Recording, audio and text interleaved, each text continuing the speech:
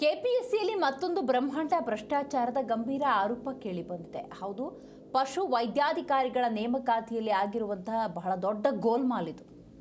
ಹಾಗಾದ್ರೆ ಏನಾಗಿದೆ ಕೆಪಿಎಸ್ಸಿಯಲ್ಲಿ ಡೀಟೇಲ್ ಆಗಿ ನೋಡ್ತಾ ಹೋಗೋಣ. 400 ಪಶು ವೈದ್ಯಾಧಿಕಾರಿಗಳ ಹುದ್ದೆಗಳ ಭರ್ತಿಯಲ್ಲಿ ಭಾರಿ ಅಕ್ರಮ. ಪಶು ವೈದ್ಯಾಧಿಕಾರಿಗಳ ನೇಮಕಾತಿಯಲ್ಲಿ ಭಾರಿ ಗೋಲ್ಮಾಲ್. ಜುಲೈ 17ರ ಫಲಿತಾಂಶ ಕಂಡು ಅಭ್ಯರ್ಥಿಗಳೇ ಶಾಕ್ ಆಗಿದ್ದಾರೆ. 400 ಪಶು ವೈದ್ಯಾಧಿಕಾರಿಗಳ ಹುದ್ದೆಗಳ ಭರ್ತಿಯಲ್ಲಿ ಆಗಿರುವಂತಹ ಅಕ್ರಮ ಫಲಿತಾಂಶ ಕಂಡು ಅಭ್ಯರ್ಥಿಗಳು ಶಾಕ್ ಆಗಿದ್ದಾರೆ. ಅಮಾನತಾಗಿರುವ ಶಿವಶಂಕರಪ್ಪ ಸಾಹುಕಾರ್ ಕೈವಾಡ ಇರುವ ಗಂಭೀರ ಆರೋಪವನ್ನು ಮಾಡಿದ್ದಾರೆ. ನೇಮಕಾತಿ ಪ್ರಕ್ರಿಯೆಯಲ್ಲಿ 60% ಅಕ್ರಮ. ಇದು ರಾಜ್ಯದ ಕೆಪಿಎಸ್ಸಿ ಕತೆ. ಒಂದು ಹುದ್ದೆ 80 ಲಕ್ಷ ರೂಪಾಯಿಗೆ ಮಾರಾಟ ಅನ್ನುವಂಥ ಗಂಭೀರ ಆರೋಪವನ್ನು ಮಾಡಲಾಗ್ತಾ ಇದೆ. ಇಡೀ ನೇಮಕಾತಿಯನ್ನು ರದ್ದುಗೊಳಿಸಿ ಮರುಪರೀಕ್ಷೆಗೆ ಒತ್ತಾಯ ಕೇಳಬರ್ತಾ ಇದೆ. ವಿಧಾನಸೌಧ ಪೊಲೀಸ್ ಠಾಣೆಗೆ ದೂರು ನೀಡಲು ಅಭ್ಯರ್ಥಿಗಳು ಮುಂದಾಗಿದ್ದರು. ಬಹಳಷ್ಟು 50ಕ್ಕೂ ಹೆಚ್ಚು ಉದ್ಯೋಗಾಕಾಂಕ್ಷಿಗಳು ಠಾಣೆಗೆ ಆಗಮಿಸಿದ್ದಾರೆ. ಹಲೋ ಸರ್, ಹೇಳಿ ಸರ್.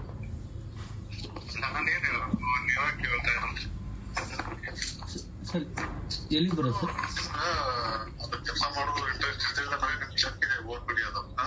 ಸರ್ ಎಲ್ಲಿಗೆ ಬರೋದು ಸರ್? ನೆನ್ನೆ ಅಲ್ಲ ಮೊನ್ನೆ ಸರ್. ಮೊನ್ನೆ ಬಿಜಾಪುರ ಬಂದಿದ್ದೆ ಸರ್.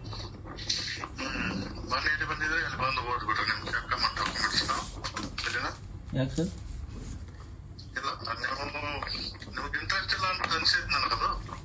ಇಲ್ಲ ಸರ್, ರಾತ್ರಿ ಹೇಳಿದ್ನಲ್ಲ ಸರ್ 2 ಗಂಟೆ ಬರ್ತೀನಿ ಅಂತ.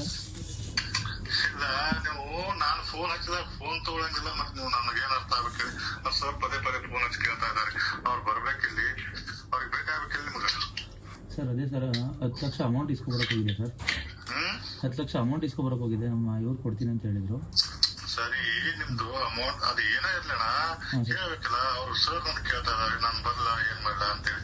ಅವರು ಮತ್ತೊಂದು ತಗೋಬೇಕು. ಅವ್ರು ಏನ್ ಹೇಳ್ಬೇಕು ನಾನು, ನೀವು ನಿಮ್ ತರ ನಾನು ಫೋನ್ ಎತ್ತಲಿಲ್ಲ ಅಂದ್ರೆ ಏನ್ ಅನಿಸ್ತೈತೆ ಅವ್ರಿಗೆ? ತಪ್ಪಾಯ್ತು, ನಾನು ಅದೇ ಅಮೌಂಟ್ ಹೋಗ್ಬಿಟ್ಟಿದ್ದೆ ಸರ್. ಹೇಳಿ ಸರ್. ಈಗ ರೊಕ್ಕ ಬೇಡ ಅಂತ ಹೇಳ್ಬೇಕ? 40 ಲಕ್ಷ ಅಮೌಂಟ್ ಸರ್ ಇಲ್ಲ ಮಾತಾಡ್ತೀನಿ ಕೇಳಿ. ಹಾಂ ಸರ್. ನಿಮ್ಗೆ ಫೋರ್ಸ್ ಅಂತ ಮಾಡ್ಲಕ್ ಬರಲ್ಲ ನಾನು.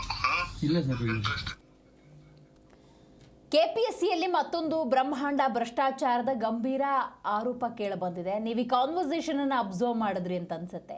ಯಾವ ರೀತಿ ಅಕ್ರಮ ನಡೀತಾ ಇದೆ ಅನ್ನೋದಕ್ಕೆ ಇದೊಂದು ಉದಾಹರಣೆ ಅಷ್ಟೇ. ಪಶು ವೈದ್ಯಾಧಿಕಾರಿಗಳ ನೇಮಕಾತಿಯಲ್ಲಿ ಆಗಿರುವಂಥ ಭಾರಿ ಗೋಲ್ಮಾಲ್ ಇದು. 400 ಪಶು ವೈದ್ಯಾಧಿಕಾರಿಗಳ ಹುದ್ದೆಗಳ ಭರ್ತಿಯಲ್ಲಿ ಆಗಿರುವಂಥ ಅಕ್ರಮಕ್ಕೆ ಹಾಗಾದರೆ ಸರ್ಕಾರ ಯಾವ ರೀತಿಯ ಸ್ಪಂದನೆಯನ್ನು ಕೊಡಬಹುದು?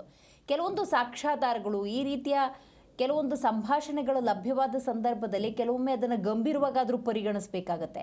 ಆ ನಿಟ್ಟಿನಲ್ಲಿ ಸರ್ಕಾರ ಏನಾದರೂ ನಿರ್ಧಾರಕ್ಕೆ ಬರುತ್ತಾ ಕಾದು ನೋಡಬೇಕಾಗಿದೆ.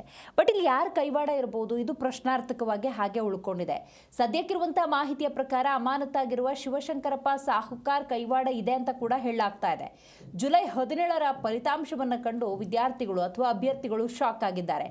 ಸದ್ಯ ನೋಡಿ, ನೇಮಕಾತಿಯಲ್ಲಿ 60ರಷ್ಟು ಅಕ್ರಮ ಆಗಿದೆ ಅನ್ನೋದಾದರೆ ಈಗ ಮುಂದಿನ ನಿರ್ಣಯ ಏನಾಗಿರಬೇಕು ಅನ್ನೋದು ಬಹಳ ಮುಖ್ಯ ಆಗುತ್ತೆ. ಹಾಗಾಗಿ ಅಭ್ಯರ್ಥಿಗಳು ಮರುಪರೀಕ್ಷೆಗೆ ಒತ್ತಾಯವನ್ನು ಮಾಡ್ತಾ ಇದ್ದಾರೆ.